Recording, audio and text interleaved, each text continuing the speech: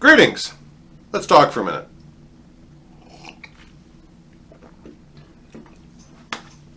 I'm going to ask you a question. I want you to think about it for a minute. So, if I'm painting scrolls, award scrolls, for the crown to hand out, is that an art or a service? Seriously, I want you to think about that for a minute. Go ahead, jot an answer down in the comments. Here's another one for you. If I'm on the list field and I'm heralding, and I'm making sure that every time I call someone on the field, I'm using their proper title in the proper language, or as best I can, because I'm not a linguist. Is that a service or an art?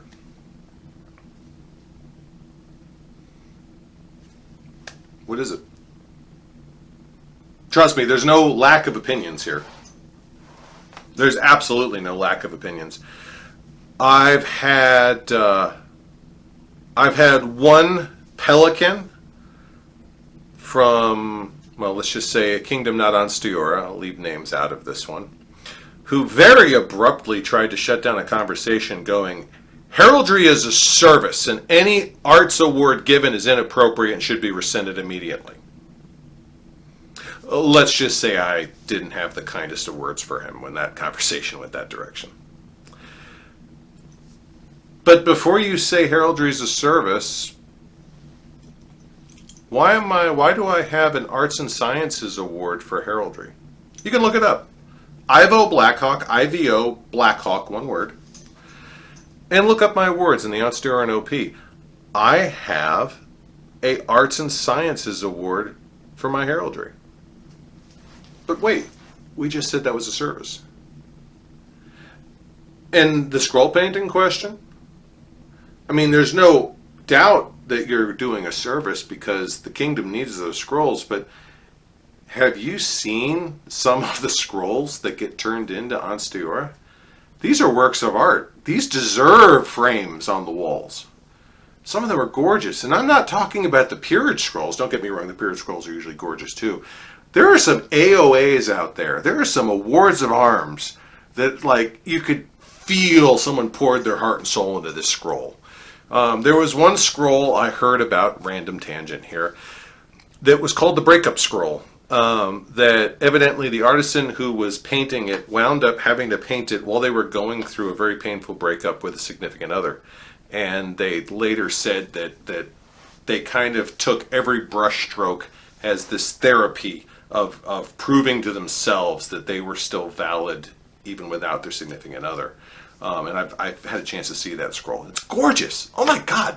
This is the type of artwork you should see in a grant or a peerage level scroll. They poured their heart into this AOA, and it's now sitting on someone's wall. Hope the person thoroughly appreciates it.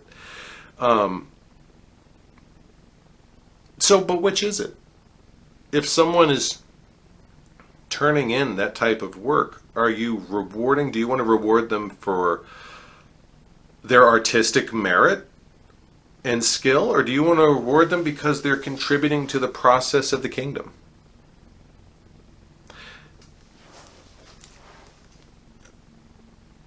And it goes a lot farther than just my heralding a list or someone else's painting of scrolls. Believe me. There's art in a whole lot of what we do. Can you get an Arts and Sciences Award for service? Yeah. Yeah, you can. Is setting up a hall a service? Yeah, absolutely, it's a service. But what about if you've spent 16 hours researching a historical table setup that was used in the court of King Philip, and you're setting this hall up to mirror that, and you're coordinating all of the servers so that when they come out to serve food, they're using the same paths and the same techniques that were used at this particular court. True story. Was not Steuren, by the way, so all my Steuren friends can calm down. That's historical research. That's that's that's arts and sciences by definition. But wait, we just said setting up tables was a service. Which is it? Which is it? Seriously. Is making garb an art or a service? Costume making, garb making is taught in arts and sciences all the time. There are laurels who get their laurelate predominantly for costume making and historical research. But what if someone is turning in 12 historically accurate shirts to the hospitaller for loaner garb? That's a service. So which is it? Does the fact that they're donating those shirts make it a service? Does that suddenly negate the art that went into making those? What about a new player? What about a new player who learns how to make a tea tunic and makes 4 of them? And that's their first item of garb. And it goes together great. And then they give it, they don't need all 4 of them. They give 3 of them to the hospitaller. That's a donation. That's service. But they did the same research that any of us would have done for our arts and sciences project. So what is it?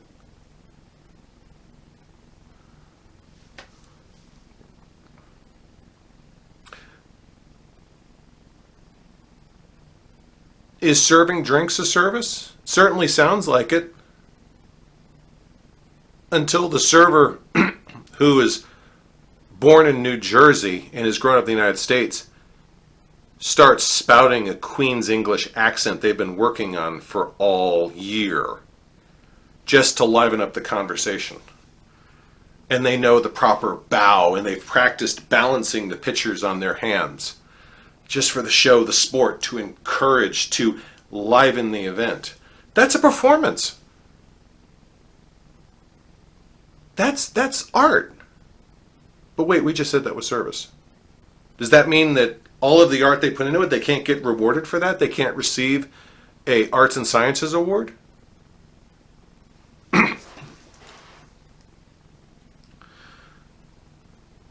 What about the woodworker who makes all the tent poles? That's woodworking. That's skill. Seriously. And as much as any of us want to say, oh, anyone can set up a chop saw, trust me, you look at some of the better tent poles out there, these are square stock that have been shaved down into octagons, and they've checked the grain, and there's a certain way you have to drill it, and you have to cut the spires at the top at just the right length. There's actual skill associated with just making tent poles. As insane as that may sound to some of us, it's not insane to me. There's a lot of the right measurements, the right cutting. You have to treat the wood, you have to paint it or seal it so it's properly weathered, because this is going to sit in a storage shed for 360 days a year. Making tent poles is a service, but wait, we just said there are skills associated with it. The type of skills we associate with carpentry, with woodworking. So is it an arts and science now? Is that an ANS?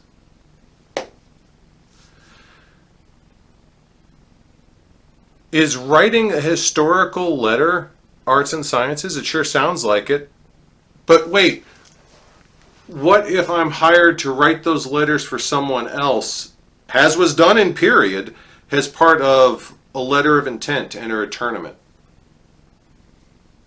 I'm doing arts and sciences, but I'm doing it for someone else. Doesn't that make it a service? So what is it? And you can't just sit there and say nothing. You can't throw your hands up in the air. I'm not going to give you that out. Because there are 2 reasons here that I'm saying this. One,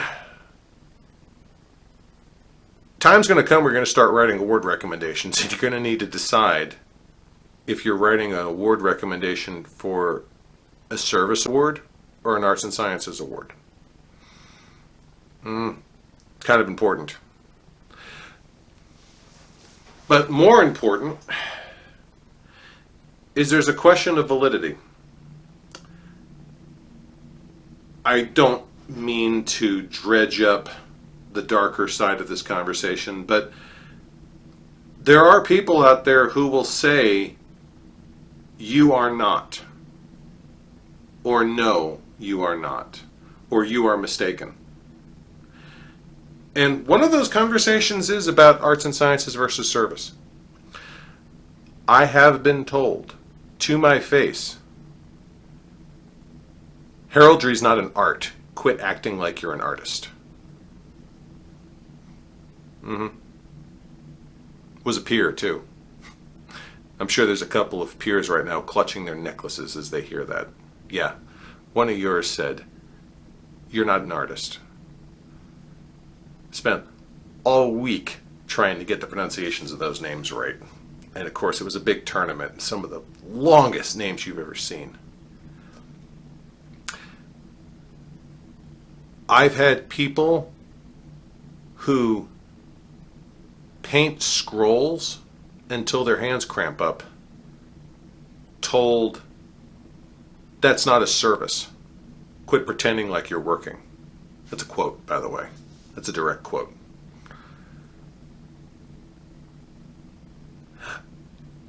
I've had people, I've heard them with my own ears, brush off people who pour their heart and soul into a project that is clearly a service but is also an art, and they've been dismissed outright because the other person doesn't agree with how they categorize it. And it's up to us, you and me, right here, right now, to come up with an answer. Now, I've asked a lot of questions, so let me tell you what my answer is.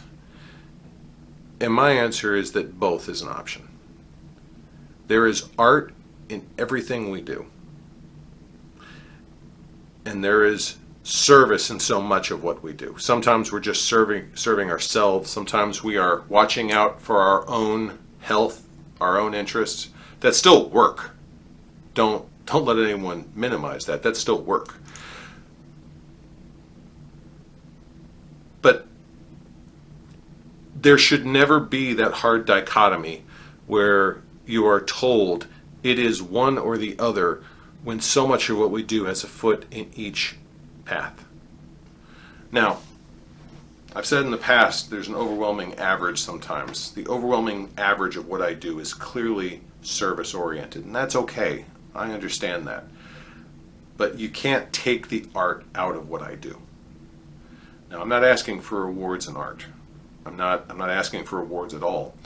But don't let anyone tell you that so-and-so is service-oriented. You can't recommend them for arts and sciences awards. That conversation's happened. Don't pretend it hasn't. If what they do in your eyes is art, you can absolutely recommend them for an artistic award.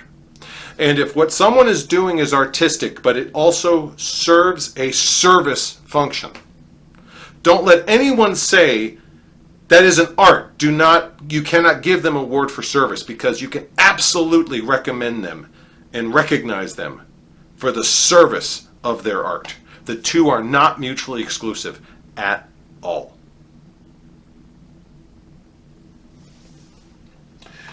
For about half of you, you're smiling and going, of course.